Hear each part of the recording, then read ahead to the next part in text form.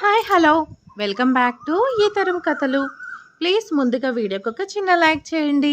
లైక్తో పాటు హైప్ ఇవ్వండి. ఈరోజు కథ యాంగ్రీ హస్బెండ్ ఎపిసోడ్ నెంబర్ 40. కథను రచించిన వారు సుజాత గారు, వాయిస్ ఓవర్ శ్వేత. ఇక లేట్ చేయకుండా స్టోరీలోకి వెళ్ళిపోదాం. ఉదయం నిద్ర లేచేసరికి దక్ష జై కౌగిల్లో ఉంటుంది. కళ్ళు తెరిచి తనని చూసి నుదుటి మీద ముద్దు పెట్టుకుంటాడు.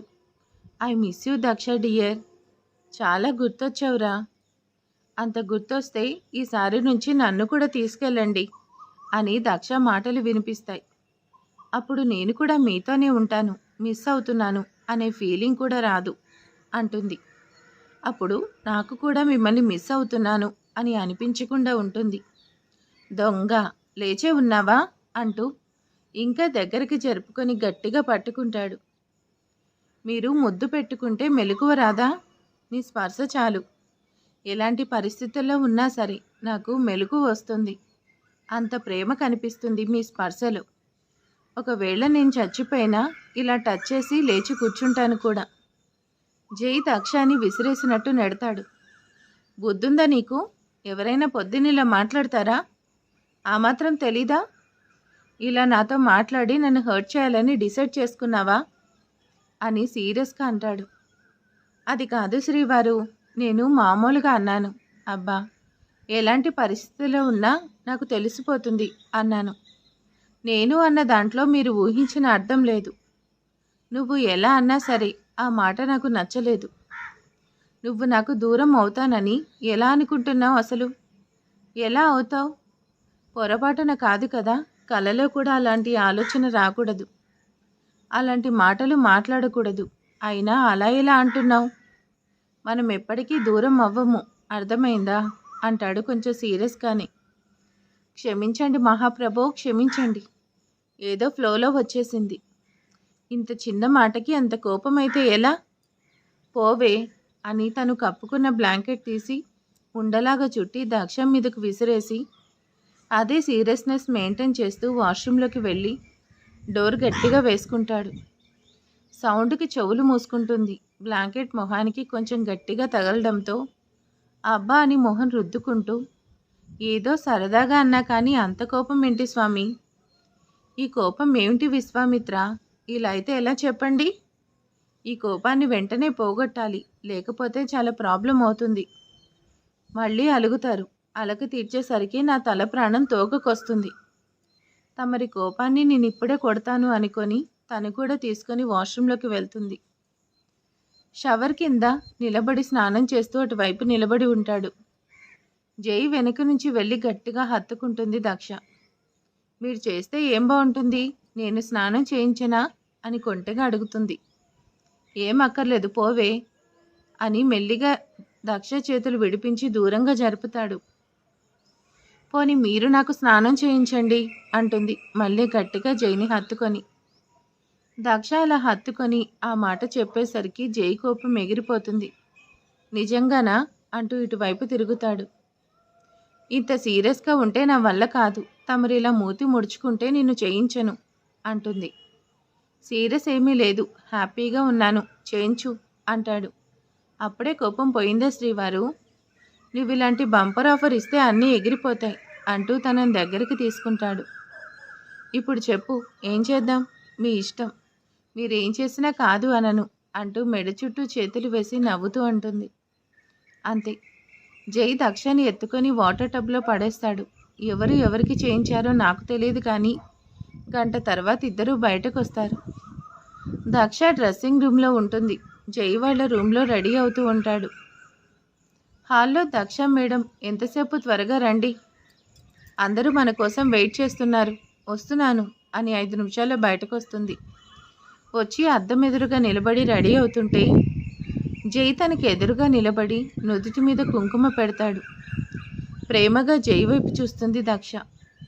2 నిమిషాలు వెయిట్ చేయండి అని వెనక బ్లౌజ్కి ఉన్న థ్రెడ్ సెట్ చేసుకోవడానికి ట్రై చేస్తుంది. కానీ అందట్లేదు, తన వల్ల కావట్లేదు. జై నవ్వుకుంటూ వచ్చి ఆ థ్రెడ్ ముడివేసి అక్కడ ఒక ముద్దు పెడతాడు. ఇప్పుడే కదా బ్రేక్ ఇచ్చారు, అప్పుడే ముద్దులు పెడితే ఎలా? కొంచెం రెస్ట్ తీసుకొని ఇవ్వండి. Okay my dear Daksha, take rest అంటాడు. అది సరే, బ్లౌజ్ థ్రెడ్ ఇంత బాగా కట్టారు, మీకెలా వచ్చింది? ఎవరు నేర్పించారు చెప్పండి శ్రీవారు అని కళ్ళెగరేస్తూ అల్లరిగా అడుగుతుంది. నిజం చెప్పనా అబద్ధం చెప్పనా అని తనని దగ్గరికి లాక్కొని తలతో ఢీకొట్టి అడుగుతాడు. అబ్బా అని నుదుటి మీద రుద్దుకుంటూ, ఎప్పుడు నాకు ఏం చెప్తారు, ఇప్పుడు అదే చెప్పండి అంటుంది. మీ చెల్లి నేర్పించింది అని చెవిలో చెప్పి నవ్వుతాడు. మిమ్మల్ని అని పిడికిలి బిగించి కొట్టబోతుంది. తన చేయి పట్టుకొని ఆపి, మరి ఏంటి నువ్వు అడిగేది? షూలేస్ కట్టుకుంటాను కదా, ఇది కూడా అంతే, ఏముంది? దక్ష నాలుక ఖర్చుకొని కరెక్టే కదా అంటుంది. ఒక్కసారి నీ బ్రెయిన్కి ఫ్రిడ్జ్లో పెట్టొస్తావా? శ్రీవారు అలా మాట్లాడితే నాకు కోపం వస్తుంది. నీ కోపం వచ్చినా పర్వాలేదు, కానీ నాకు ఆకలేస్తుంది, వెళ్దాం పదా అని ఇద్దరు కిందకి వెళ్తారు.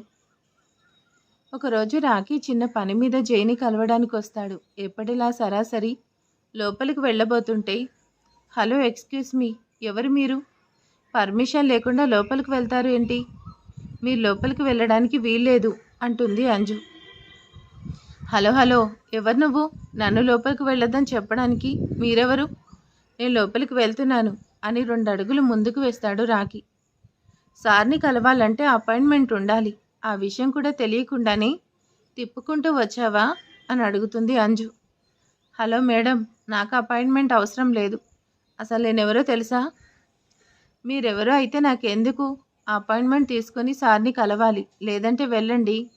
ఇప్పుడు సార్ చాలా బిజీగా ఉన్నారు, మీరు కలవడానికి వీల్లేదు అంటుంది అంజు.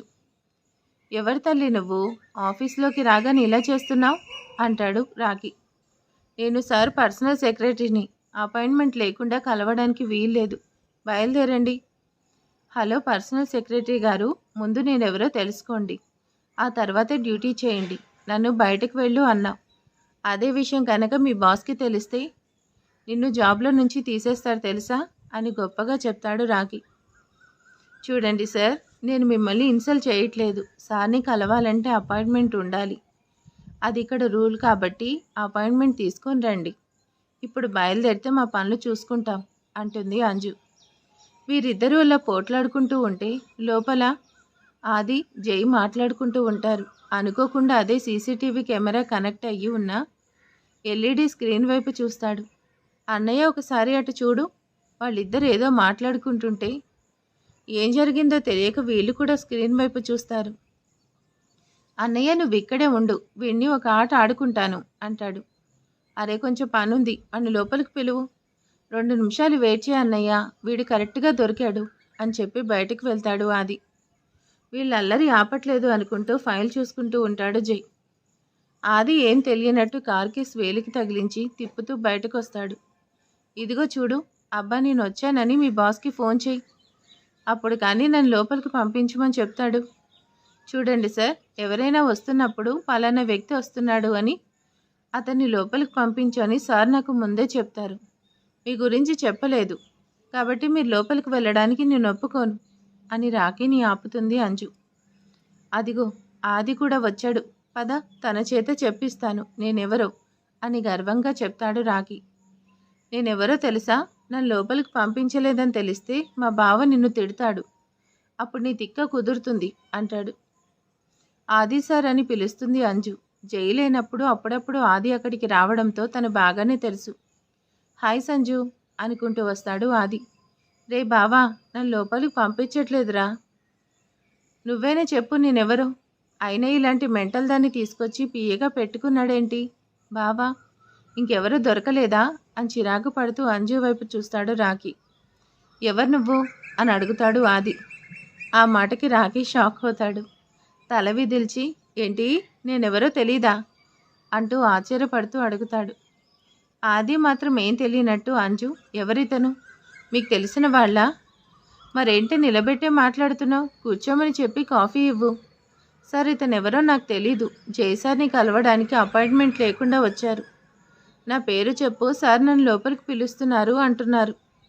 వెళ్ళమని చెప్తే వినిపించుకోవడం లేదు, కనీసం మీరైనా చెప్పండి సార్ వెళ్ళమని. ఆది మెల్లిగా నవ్వుకుంటూ ఉంటాడు. నీకేం వచ్చిందిరా ఇలా మాట్లాడుతున్నావు? నేనెవరో తెలీదా? అని రాఖీ ఉక్రోషంగా అడుగుతూ ఉంటాడు. ఆది మాత్రం నవ్వుతూనే ఉంటాడు. వాడు నవ్వుతున్నప్పుడు కూడా నీకు అర్థం కావట్లేదా? నీకు అర్థమయ్యేలా చెప్పి చేస్తాను అని ఫోన్ తీసి వాళ్ళందరూ కలిసి ఉన్న ఫోటోలు చూపిస్తాడు. ఆ ఫోటోలన్నీ చూడగానే అంజు బిక్కమొహం వేస్తుంది. ఇప్పటికైనా నమ్ముతావా? సారీ అని మెల్లిగా చెప్తూ అంటుంది అంజు. ఆది రాఖీ పక్కకొచ్చి, అంజు, వీడు రాఖీ, మై బ్రదర్ ఇన్లా, అంటే మా అత్తయ్య కొడుకు. చిన్నప్పటి నుంచి మాతోనే కలిసి పెరిగాడు and my best friend also. మేమంతా చాలా క్లోజ్. ఊరికే సరదాగా ఆట పట్టించానని ఇందాక తెలీదు అని చెప్పాను. ఇదేంటి సార్ ఇలా చేశారు? మీరు చెప్పింది నిజం అనుకొని తనతో ఏదేదో మాట్లాడాను. హే అంజు, భయపడకు. తను ఇలాంటివి అస్సలు పట్టించుకోడు. చాలా స్పోర్టివ్గా తీసుకుంటాడు. టెన్షన్ అవ్వకు అని ధైర్యం చెప్పాడు ఆది. సారీ సార్ అని చెప్పి రాఖీ రియాక్షన్ కోసం కూడా ఎదురు చూడకుండా ఫాస్ట్గా అక్కడి నుంచి పరిగెత్తుకుంటూ వెళ్ళిపోతుంది. అంజు వెళ్ళగానే వీళ్ళిద్దరూ నవ్వుకుంటారు. అయినా నువ్వేంట్రా, నేను తెలీదంటావా? నిన్ను అనుకుంటూ ఆది వెనకాలే పరిగెత్తాడు రాఖీ. పోరా అని ఆది పరిగెత్తుకుంటూ క్యాబిన్లోకి వెళ్తాడు. రాఖీ కూడా ఫాస్ట్గా జై క్యాబిన్లోకి వస్తాడు. వాళ్ళిద్దరూ వాళ్ళ సరదాగా ఉండడం చూసి, అమ్మో, సార్ బంధువుల అబ్బాయితో ఇలా మాట్లాడాను, ఇప్పుడు ఏమవుతుందో ఏంటో అని భయపడుతూ ఉంటుంది అంజు. జై కూడా నవ్వుతూ, ఇంకా ఆపండిరా, బావ చెప్పాడు కాబట్టి బ్రతికిపోయావు, లేకపోతే చంపేసేవాణ్ణి అని నవ్వుకుంటూ చెప్పాడు రాఖీ. ముగ్గురు కలిసి కొంచెంసేపు ఆఫీస్ విషయాలు మాట్లాడుకుంటారు. ఒకరోజు మార్నింగ్ అందరూ గార్డెన్లో ఉంటారు. దక్ష ఒక చోట కూర్చొని కాఫీ తాగుతూ ఉంటుంది. మిగిలిన వాళ్ళు కూడా అక్కడే ఉంటారు. ఒక పేపర్ పిచ్చి పిచ్చిగా నలిపి ఎవరో విసిరేస్తే వచ్చి తన ఒడిలో పడుతుంది. ఈ పేపర్ ఏంటి అనుకుని ఓపెన్ చేసి చూసి ఆ అని పెద్దగా అరుస్తూ ఉంది. దక్ష అరుపు విని జై పరిగెత్తుకుంటూ వస్తాడు. జై ఏమైందో ఏంటో, నన్ను హడావిడిగా అందరూ వచ్చి దక్ష చుట్టూ చేరుతారు. ఏమైంది ఏమైంది అని అడుగుతూ ఉంటారు. తను ఏం మాట్లాడకుండా జై వైపు చూస్తుంది. మాట్లాడు, ఏమైంది? ఎందుకు అలా అరిచావు? మాట్లాడరా, ఏమైంది? నాకు భయంగా ఉంది, ఏదో ఒకటి చెప్పు. వదినా, ఏమైంది? మాట్లాడండి, మాకు భయం వేస్తుంది, ఏదో ఒకటి చెప్పండి. అక్క, ఏమైంది అని అందరూ అడుగుతూ ఉంటారు. దక్ష తన చేతిలో ఉన్న పేపర్ని ఓపెన్ చేసి చూపిస్తుంది. దాంట్లో ఐ లవ్ యూ డార్లింగ్ అని ఉంటుంది. ఏంటో ఏమైందో అని భయపడిన వాళ్ళందరూ దీనికి ఇంత పెద్దగా అరవాలా అని విసుక్కుంటున్నాడు జై. అందరూ చిన్నగా నవ్వుతారు. అది కాదు శ్రీవారు, పెళ్లి తర్వాత కూడా నాకు లవ్ లెటర్స్ వస్తున్నాయి కదా, అది చూపిద్దామని పిలిచాను. ఇంకా నేను కాలేజ్ గర్ల్ లాగా ఉన్నాను కదా, కొంచెం కూడా గ్లామర్ తగ్గలేదు అంటుంది దక్ష. ఆ మాట వినగానే జై వెంటనే కౌంటర్ వేస్తాడు. వాడికి కళ్ళు దొబ్బేసి ఉంటాయి, అందుకే నీకు లవ్ లెటర్ రాశాడు. మరి మీ కళ్ళకేమైంది? నన్ను పెళ్లి చేసుకున్నారు కదా అంటుంది. చాలామందిని రిజెక్ట్ చేసి మరీ నన్ను సెలెక్ట్ చేశారు కదా. ఆ మాట వినగానే జై కొంచెం సీరియస్. వాళ్ళ తాతగారి వైపు చూస్తాడు. ఈ విషయాలన్నీ చెప్పింది తాతగారే కదా. ఆయన ఏదో పని ఉన్నట్టు హలో హలో అని ఫోన్ రాకపోయినా ఫోన్ పట్టుకొని పక్కకు వెళ్తాడు. మీకు నా మీద ప్రేమ తగ్గిపోయింది శ్రీవారు. మీ వైఫ్కి ఎవరో లవ్ లెటర్ రాస్తే ఎలా ఇలా అంటారా? ఆ లెటర్ రాసిన వాడిని తీసుకొచ్చి కొట్టరా అని గారాలు పోతూ అడుగుతుంది. వాడు కనుక కనిపిస్తే వాడికి ఒక స్పెట్స్ కొనిపెడతాను, అప్పుడైనా వాడికి అమ్మాయికి ఆంటీకి తేడా తెలుస్తుంది అంటాడు జై. ఆ మాటకు అందరూ నవ్వుతారు. దక్ష బిక్కమొహం వేసి, నేను ఆంటీ అయితే మీరు అంకుల్ అవుతారు, గుర్తుపెట్టుకోండి. కరెక్ట్ అక్క, పెళ్ళైన వాళ్ళని అంకుల్స్ అని అంటారు. నీకేంటక్క, నువ్వు బంగారం, అందుకే ఇప్పుడు కూడా నీకు లవ్ లెటర్స్ వస్తున్నాయి అని ఇంకొంచెం రెచ్చగొడుతూ అంటాడు రాఖీ. అయిపోయాడు నా చేతిలో, బయటికి వెళ్ళి చూడండి. సార్, మేడం గారు పెద్దగా అరవగానే ఏమైందోనని నేను కూడా వచ్చాను, విషయం తెలియగాని పరిగెత్తుకుంటూ వెళ్ళేసరికి వీడు మన ఇంటి గోడ పక్కనే నిలబడి ఉన్నాడు అని ఒక అతన్ని తీసుకొచ్చి చూపిస్తాడు. బయట నిలబడిన వాచ్మెన్ రాఖీ ఫాస్ట్గా వెళ్ళి అతను 2 చేతులు వెనక్కి పెట్టి కట్టేస్తాడు. ఎంత ధైర్యం నీకు, మా వదినికి లవ్ లెటర్ రాస్తావా అని ఆదివాడు చెంప పగల కొట్టడానికి చెయ్యెత్తుతాడు. రాకీ చేయి పట్టుకుని ఆపుతాడు. ఇంకందరూ అతని చుట్టూ చేరుతారు. ఎవరు నువ్వు, ఏంటి అని వివరాలు అడుగుతూ ఉంటారు. లడ్డు కూడా అందరి దగ్గరికి వస్తుంటే కీర్తని చేయి పట్టుకొని ఆపుతుంది. వద్దు అన్నట్టు. అదే దక్ష గమనించి చిన్నగా నవ్వుతుంది. అమ్మాయిలందరూ వచ్చి దక్ష దగ్గర కూర్చుంటారు. మర్యాదగా చెప్పండి, ఈ లెటర్ మీ ముగ్గురులో ఎవరికి వచ్చింది? ఫాస్ట్గా చెప్తే మీకే మంచిది. లేకపోతే వాళ్ళ ముగ్గురిని చూశారు కదా, మీ ఇష్టం. ఆ తర్వాత మీ బాయ్ ఫ్రెండ్కి ఏదైనా జరగచ్చు. అప్పుడు నన్ను తిడితే ఒప్పుకోను.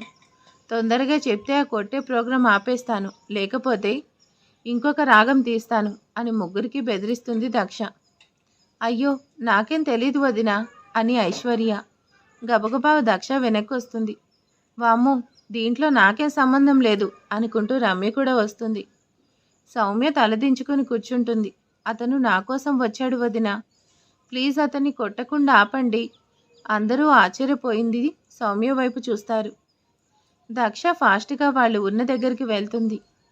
మా అక్కకి లవ్ లెటర్స్ వేస్తావా అని కొట్టబోతుంటే రాకీ చేపట్టుకొని ఆపుతుంది దక్ష. అతని చేతికి కట్లు విప్పి గ్లాస్ వాటర్ ఇచ్చి తాగమని చెప్తుంది. ట్యాబ్ దగ్గర మొహం కడుకొని రా అని చెప్తుంది. అతను వెళ్ళి దగ్గర ఫేస్ వాష్ చేసుకుని వచ్చి దక్ష చూపించిన చైర్లో కూర్చుంటాడు. 5 అడుగులు 8 అంగుళాలు ఎత్తు, స్ట్రాంగ్ బాడీతో చాలా ఫిట్గా ఉంటాడు. మనిషి కూడా చూడ్డానికి చాలా బాగుంటాడు. ఇప్పటిదాకా నేమో నాకు లవ్ లెటర్ రాశాడని గొడవ చేశావు. ఇప్పుడు వాడిని కొడుతుంటే ఎందుకు ఆపడం అని అడుగుతాడు జై కొంచెం సీరియస్గా. కొద్దిసేపు వెయిట్ చేయండి శ్రీవారు, అన్ని నిజాలు బయటకు వస్తాయి.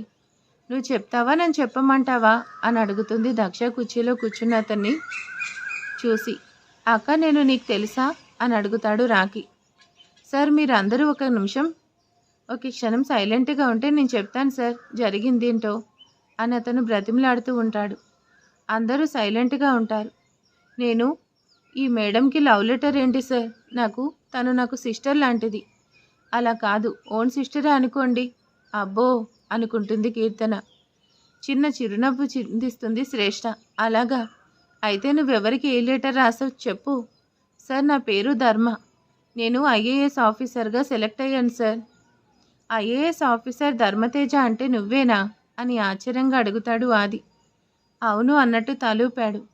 మరి మీరేంటి ఇక్కడ, ఇలా ఎందుకు చేశారు అని అడుగుతాడు జై.